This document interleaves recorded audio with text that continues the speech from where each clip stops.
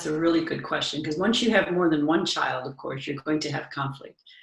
Time magazine put out they put out their little monographs, I guess, I don't know what you call them, but a magazine on sibling behaviors. And it was really fascinating to read. And it said the average siblings argue about something about 9 times an hour. Wow. So that sounds about right, you know? So I think one thing we can do for ourselves is just don't buy into the myth that a happy household is just harmonious and polite and there's no fighting and there's no noise and everything's wonderful. That doesn't exist. It's not a real thing. And, you know, just even though the reasons why children fight, there's a lot of different reasons that they fight. They might fight because they both want the same thing. They might fight because one is feeling disconnected, either from the parents or from the other one. They might feel just frustrated and anxious and take it out on a sibling.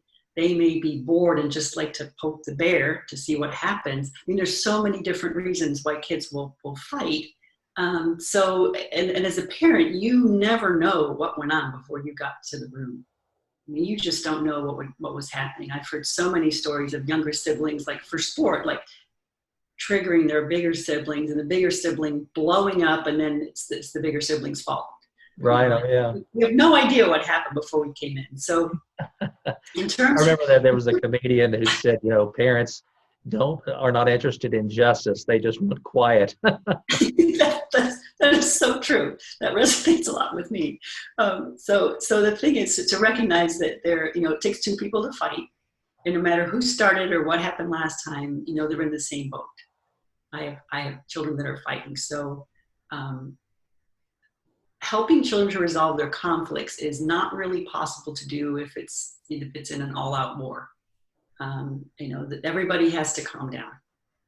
And nobody in the history, I just read a quote again for the umpteenth time, that never in the history of calming down has anyone ever calmed down by being told to calm down. Yeah, that's right. Doesn't work.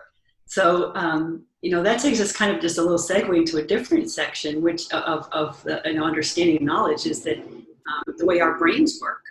And we have our thinking matters, to make it really simple. Our thinking matter, which is the gray matter of the brain, that functions best under conditions of calm and quiet and interest and focus. And then it works really, really well. That's something that we as human beings have that's unique in the world. Common with many other species, like reptiles, which you may smell that I'm coming up with the reptilian brain thing. But the point is, the brainstem, which is the very lower part of the brain, is responsible for keeping you alive.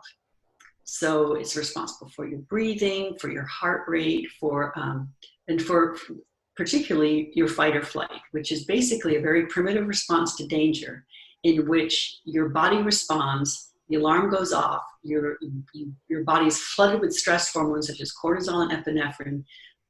You are ready to literally fight for your life or run the heck away and try to save your life. And there's some authors who added a couple other F's, like faint and freeze, which are 2 other common responses to extreme stress. Faint is, you know, literally just pass out and play dead under extreme stress. And you've seen people who've been frightened and they actually fall down and collapse. And freeze, which is the deer in the headlights, just like paralyzed. And we've seen that in our kids. The deer in the headlights is easy to spot. But those are stress responses that, even though initially they may have been to keep us alive and away from bears and tigers, those same hormones are triggered by somebody shouting at us, by somebody making us feel bad, by somebody hurting us, by our perception that someone is trying to hurt us. Even if they're not, if we perceive it, our body responds in full-blown things. And when that happens, your body is focused on keeping alive. It's not focused on thinking. You know, you don't need to look at, that looks like a 500-pound bear. They're not native to this area. I wonder where it came from. You're going to be dead. You do not need your gray matter. In fact, your gray matter is a detriment to that. So recognizing that and knowing that you don't have access to your thinking brain in the middle of a fight is the worst time to try to settle it. And we've all heard, we're going to settle this. We're going to settle this right now. No, not with an optimal solution. Not with an optimal solution. So, you know, the first thing is people need to be calm. And I'm as guilty as as any parent is like waiting, listening, it's going to calm down. I think they're okay. And then the big explosion happens. If you can intervene before the big explosion happens, you have a better chance of working with the children and helping them. And then if everything's out, it's helpful for people to calm down. And then here's the key point, to come back together when you're calm and talk about it. And I'll just use an example, the teddy bear that you guys were fighting about. When everybody's calm, and I'm calm because fighting freaks me out. That's one of my triggers. When people fight, I just go, whoa! So I've had to work on that. But anyway, so there's a bear. So kids, we have a problem. I have one bear, and we have two kids that both want to play with it at the same time. What can we do? Well, she had it first, but I had it. Like, yeah, I understand. I hear what's happening. I hear you were really mad about that. You really wanted to play with this bear. I hear you. But we still have this problem. So you're always taking it back to the problem. And this is where I think the jumping too quickly to consequences gets in the way of children learning things. Because if you jump to a consequence, you're not as likely to engage in the thinking that will help children solve a problem. Mm-hmm. So you're always bringing it back to what is the problem and what are some solutions that we could try, instead of who did what. And it always comes back to that. Like, the clothes, I'll use my son as an example. Just there's the laundry hamper in the corner and the clothes are like all on by the bed. So, we tried that, I'm not going to wash it. If your laundry's in the hamper, I'll wash it. Well, that didn't work because he wasn't motivated for that, because he'll just, smells okay, I'm going to wear it. Yeah, that's right. So I said, okay, son, we have a problem. We have a hamper and we have clothes. And I really would like to have the clothes in the hamper so I don't have to pick up everything and wash it as well. I'm still doing laundry for him. And I said, what do you think we could do to make it easier for you to put your clothes in the hamper? He's like, put the hamper here. I was like, I can deal with that. Like, I like it in the corner. My nice, neat, tidy self likes it in the corner behind the door, but you're not using it. So we put it next to the bed, and he probably hit it like 60% of the time, which was an improvement. So rather than, going down the consequence road, which I was trying to get an effective response to that, it's like, well, what actually is the problem here? Let's just look at that objectively, everybody's personality, and say, here's the problem. How do we solve it? So back to the children with the teddy bear. It's like, okay, we have one bear and two children that really want to play with it. What should we do? And see if they give you some ideas.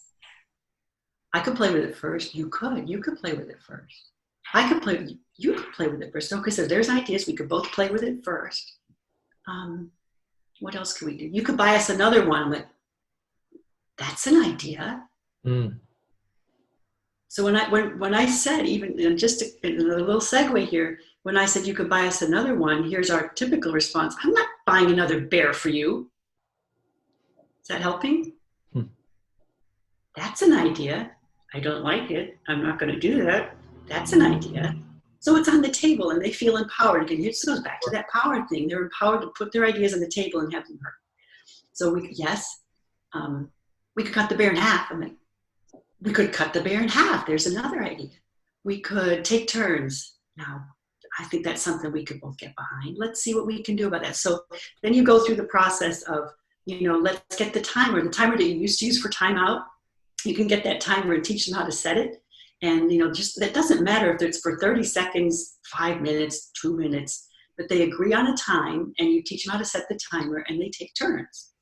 And they are most likely to do that because they've been empowered by being engaged in the process. They are in charge of themselves, the timer, they've agreed, they've made an agreement, they have integrity, they've made an agreement, and they're much more likely to honor it.